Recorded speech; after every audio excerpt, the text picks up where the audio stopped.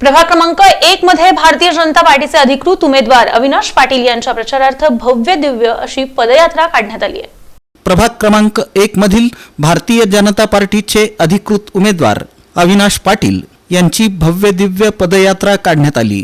या प्रसंगी आमदार विजयकुमार देशमुख आणि चंद्रकांत वानकर यांच्या प्रमुख उपस्थितीत पदयात्रेला सुरुवात करण्यात आली। ही पदयात्रा तुळजापूर नाका, मड्डी वस्ती, सिद्धेश्वर कॉलनी, श्रीरामनगर, धोत्रीकर वस्ती, विद्यानगर, शेळगी गावठाण, रामदेव बाबा मंदिर, नायडू जुना घर, अक्कलकोटे घर, नंदिकेश्वर नगर आदी भागातून काढण्यात आली। प्रभाग क्रमांक 1 मध्ये भाजपचे अविनाश पाटील यांचा प्रचार रंगात आला असून ते पदयात्रा आणि रॅलीच्या माध्यमातून जनतेसमोर जात आहेत। जनतेकडून देखील त्यांना चांगला प्रतिसाद मिळत आहे। प्रभाग क्रमांक 1 मधील पदयात्रा ही विजय यात्रा असल्याची चर्चा नागरिकांमध्ये आहे।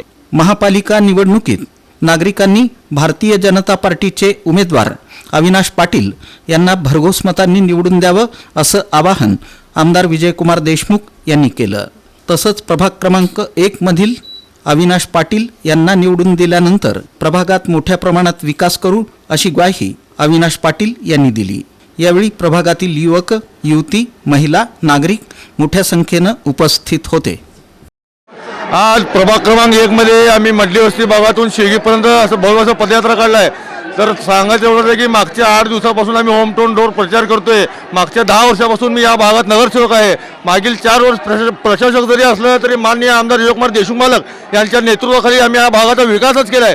आम्ही जाईल त्या ठिकाणी आम्ही भव्य पदयात्रा करताना लोकांनी सांगतोय आम्ही कमळालीत आहोत, आम्ही कमळालीत आहोत, आम्ही कमळालाच मतदान करणार आहे। या प्रकारे लोकांचा भव्य असा प्रतिसाद आम्हाला मिळाला आहे। आणि पदयात्राची आता नंदिके सोसायटी शेळगी या भागात आम्ही फिरलो।